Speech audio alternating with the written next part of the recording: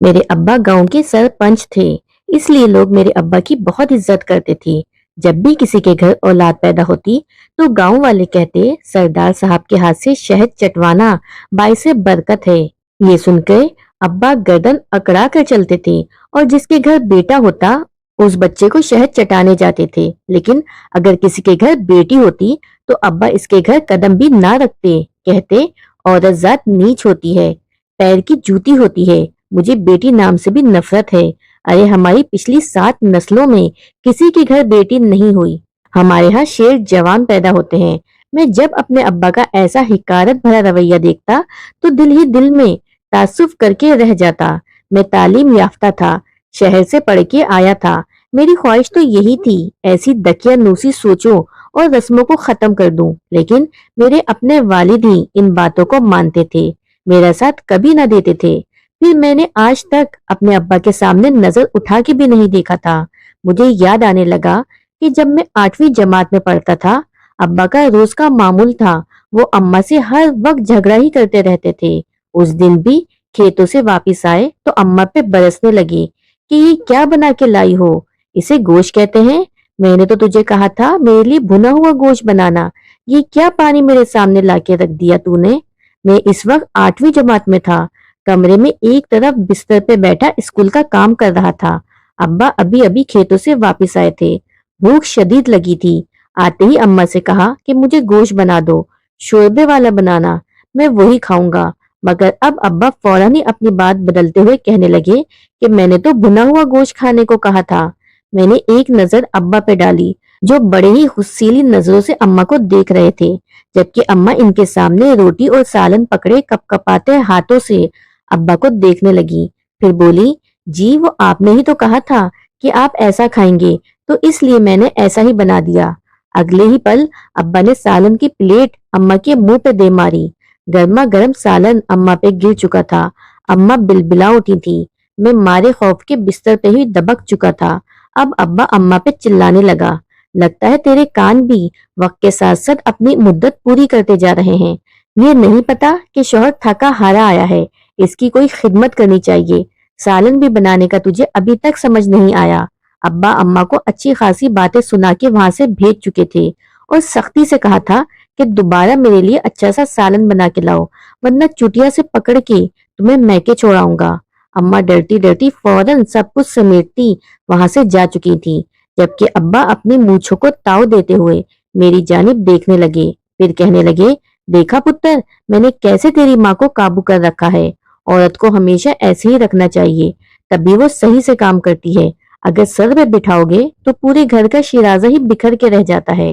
ابا اپنے پیر زمین پہ مارتے ہوئے مجھے یہ بتانے کی کوشش کر رہے تھے کہ اگر عورت کو سر پہ چڑھاؤ گے تو وہ گریبان تک پہنچ جائے گی، لیکن اگر پاؤں میں رکھو گے تو تبھی گھر میں خوشحالی آ سکتی ہے۔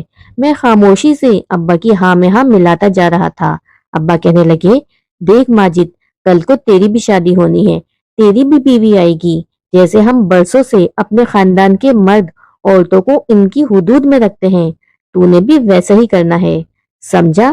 کامیاب بیٹا وہی ہوتا ہے جو اپنے باپ کے نقشے قدم پہ چلے۔ ابا اپنی مونچھوں کو تاؤ دیتے ہوئے غرور سے مجھے دیکھ کے بولے تھے اور میں جی ابا کر کے رہ گیا۔ اماں نے جیسے تیسے دوبارہ ابا کے لیے گوشت کا سالن بنایا تھا، اسے دیکھ کے ابا کے منہ میں پانی آ گیا، مگر اس کے باوجود انہوں نے اماں کی تعریف میں ایک لفظ بھی نہیں بولا تھا۔ کھانا صفا چٹ کرنے کے بعد کہنے لگے کہ تو اس سے بھی اچھا بنا سکتی تھی، مگر نہ جانے تیرا دھیان کہاں ہوتا ہے۔ میں نے تو آج تک ابا کو نہیں دیکھا تھا کہ اس نے کبھی اماں سے پیار سے بات کی ہو، ہمیشہ ہی غصے اور تذلیل کرتے ہوئے یہ دکھائی دیتے تھے۔ ابا ایک مرتبہ پھر گھر سے چلے گئے تو اماں نے مسکرا کے میری جانب دیکھا، ان کا چہرہ اور بازو سرخ ہو رہے تھے، گرم گرم ابلتا ہوا سالن ان پہ گرا تھا، ان کی آنکھوں میں آنسو تھے مگر لبوں پہ ہنسی۔ جانتا تھا کہ ابا کے رویے کی وجہ سے امی کے دل پہ کیا گزر رہی ہے۔ میں نے اپنی کتابیں وہیں رکھی اور چلتا ہوا اماں کے پاس آ گیا۔ مجھے اپنے پاس آتا دیکھ کے اماں وہیں بیٹھ گئی اور سسکتے ہوئے اپنے آنسو صاف کرنے لگی۔ اماں کو یوں روتا دیکھ کے میرے دل کو کچھ ہوا تھا۔ میں اماں کے آنسو صاف کر کے کہنے لگا، اماں نہ رو، تجھے تو پتا ہے ابا کے رویے کا، وہ ایسا ہی ہے، بھول جا، کوئی بات نہیں، میں تیرا بیٹا تو تیرے ساتھ ہوں نا۔ میری بات سن کے اماں نے میرے ہاتھ پکڑ لیے اور اپنے لبوں سے لگا لیے، پھر کہنے لگی کہ بیٹا، جس خاندان میں بیاہ کر آئی تھی، یہ عورتوں کو آج بھی زمانہ جاہلیت کی طرح کوئی اچھوت سی بیماری سمجھتے ہیں۔ ان کے ہاں عورت تبھی عزت و تکریم والی سمجھی جاتی ہے جب وہ ایک ماں کے روپ میں ہو، ورنہ دوسری عورت جو اس خاندان میں آتی ہے وہ ایک بیوی ہوتی ہے، اور بیوی کو یہ لوگ پیروں کی دھول سمجھتے ہیں۔ اوپر سے اس خاندان میں کئی نسلوں سے صرف بیٹے ہی پیدا ہوتے آ رہے ہیں۔ تیرے دوسرے چچا جو کہ کئی سال پہلے فوت پا گئے تھے، ان کی وفات نہیں ہوئی تھی، انہوں نے اپنی پسند کی لڑکی سے شادی کی تھی، گھر والوں کے خلاف جا کے انہوں نے اس لڑکی کو اس گھر میں لایا تھا۔ اتنی پیاری دیورانی تھی میری، بھولی بھالی سی، کسی سے کوئی فالتو بات نہ کرتی، مگر اس کی غلطی صرف یہ تھی کہ اس نے بیٹی کو جنم دیا تھا۔ جیسے ہی تیرے دادا اور ابا کو پتا چلا کہ اس نے ایک بیٹی کو جنم دیا ہے، انہوں نے کسی کا بھی لحاظ نہ کیا۔ اگلے ہی پل تیرے دادا آگے بڑھے اور کلہاڑی اٹھا کے وہیں تیری چچی کو بری طرح سے مار دیا۔ معصوم بچی بلک رہی تھی، تیرا چچا تو حواس باختہ ہو چکا تھا، ابا کے قدموں میں گر گیا، اپنی بیٹی کو سینے سے لگا کے کہنے لگا، ہمیں کچھ مت کہو، میں یہ خاندان چھوڑ کے چلا جاتا ہوں، دوبارہ کبھی شکل نہیں دکھاؤں گا، مگر یہ ظلم مت کرو۔ مگر تیرے دادا کو ان پر رحم نہ آیا، تیرے ابا اور دادا نے مل کر اس بچی کو بھی یوں ہی قتل کر دیا۔ یہ سارا صدمہ تیرا چچا برداشت نہ کر سکا اور جوان جہان خودکشی کر کے مر گیا۔ بعد میں خبر پھیل گئی کہ بیٹے کو جنم دیتے ہوئے تیری چچی مر گئی، اور تیرا چچا دل کا مریض تھا، بیوی کی نہیں بلکہ بیٹے کی جدائی میں اسے ہارٹ اٹیک آ گیا۔ اماں کی یہ باتیں تو میرے رونگٹے کھڑے کر چکی تھی، مجھے تو خوف محسوس ہو رہا تھا کہیں ابا میرے ساتھ بھی یہ سب نہ کرے۔ اماں بتانے لگی کہ تیرے ابا کی ابا اور پھر ان کے بھی ابا، پورے خاندان میں ایک بھی لڑکی نہیں آئی، اور یہ بات اس خاندان کو مقبول بنا چکی ہے۔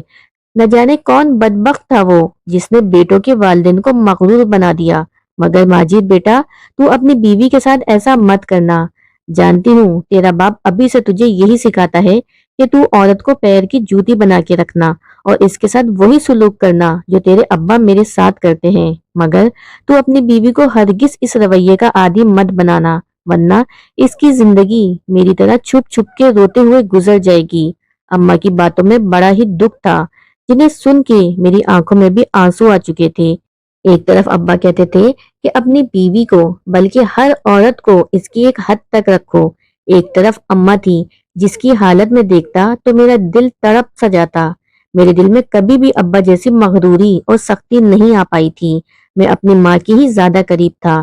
میرے بعد میرے دو بھائی اور تھے، اور دونوں ہی اماں کے ساتھ بہت محبت کرتے تھے۔ دھیرے دھیرے وقت یوں ہی گزرتا گیا اور میرے ابا کی مغروری اور سختی میں بھی اضافہ ہوتا گیا۔ میری عمر شادی کے لائق ہو چکی تھی، میری اماں میرے لیے رشتہ دیکھنے لگی، مگر ابا نے فوراً منع کر دیا، کہنے لگے، تو کون ہوتی ہے میرے بیٹے کے لیے رشتہ دیکھنے والی؟ میں خود اپنے بیٹے کے لیے لڑکی دیکھوں گا جو ہماری نسل کو یوں ہی آگے بڑھا سکے۔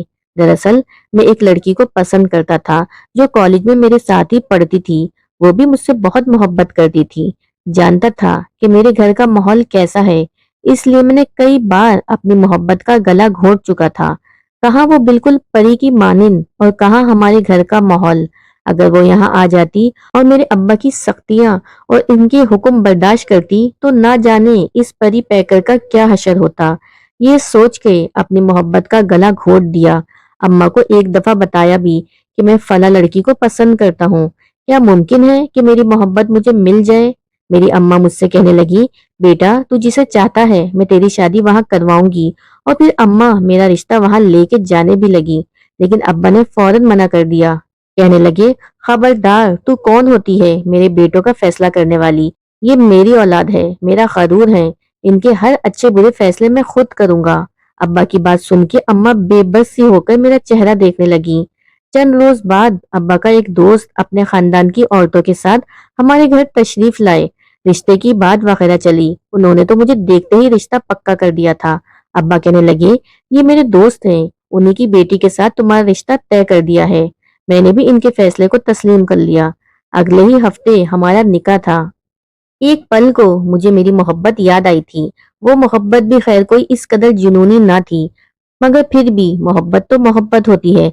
मैंने अभी तक अपनी दुल्हन को नहीं देखा था, बस अम्मा ही से सुना था कि मेरी दुल्हन बहुत ज्यादा प्यारी है, बिल्कुल गुड़िया जैसी, और मेरे साथ बड़ी अच्छी लगेगी।